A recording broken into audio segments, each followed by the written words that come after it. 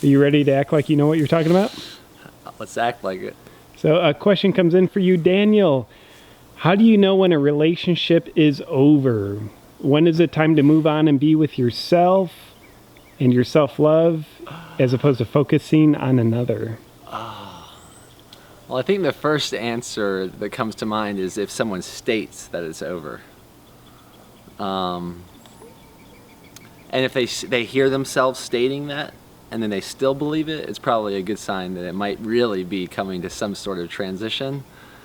Sometimes I've imagined for a lot of people just saying that, they realize that it was almost more liberating and connective to admit that the relationship challenges has catalyzed them considering they want to put an end to it, and they just have to hear themselves say that out loud to the person that they actually want to be in a relationship and see their reaction, and then realize that maybe that feeling or that thought they were having actually wasn't the truest statement, and that there's a deeper truth beyond that, that maybe they're feeling overwhelmed or underwhelmed in the presence of their partner, past partner.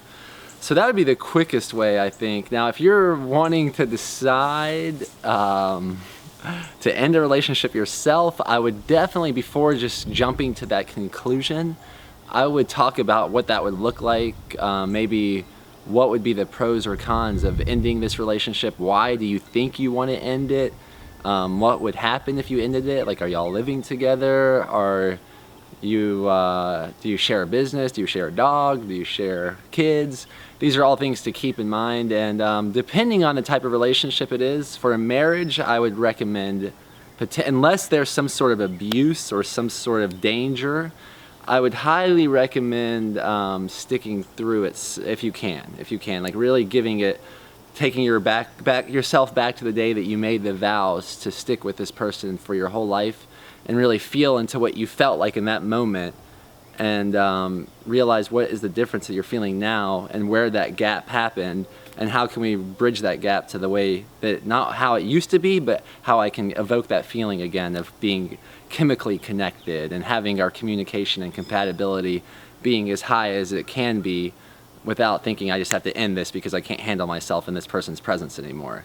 Because what I've found in my mere 3+ years of marriage is that because of the commitment that I made to Deanna and to myself, that I've learned so much about myself because I had that commitment. I think in the past, if I wasn't committed in marriage, there would have been some conflicts that I would have probably taken one of the 4 F's out, which would be the fight, flight, freeze, or facade, rather than being comfortable with myself and realizing that, wow, actually, this is not your thing, Deanna, this is me. Like, it's how I'm handling this situation, and it has a lot less to do with you than I originally thought it did before I talked to you about it. So, long story short, I refuse to answer that question. I can't answer for anybody else if your relationship is over or not. But I trust that those perspectives that I just gave might offer some helpful ideas and helpful conversations, and to really not be scared of even stating that there's a part of you that wants to end this relationship.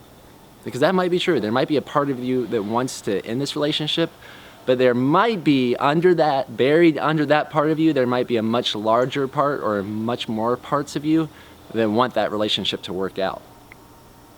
So it depends. I would like to know a little bit more context about your current situation, and if it's a marriage versus like a high school fling.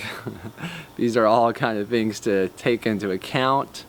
But I would say that from my understanding of relationships and the commitment working out as it's worked out for mine and countless others, is those 3 C's do seem to be pretty paramount, which would be the chemistry, the compatibility, and the communication.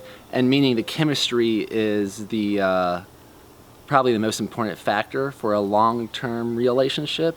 And what I mean by that is, it's just fresh in my mind because I was just working on this part of my book and our current retreat, that you almost have to follow your biology beyond your brains. So if you're in the relationship with someone, or you're in the presence of someone that really, it was beyond your mental comprehension, and it was more because you followed your your boner or your fluids or whatever that looks like. It's just like when I'm in this person, I just can't help but notice that I am like aroused more than just mentally or more than just compatibility.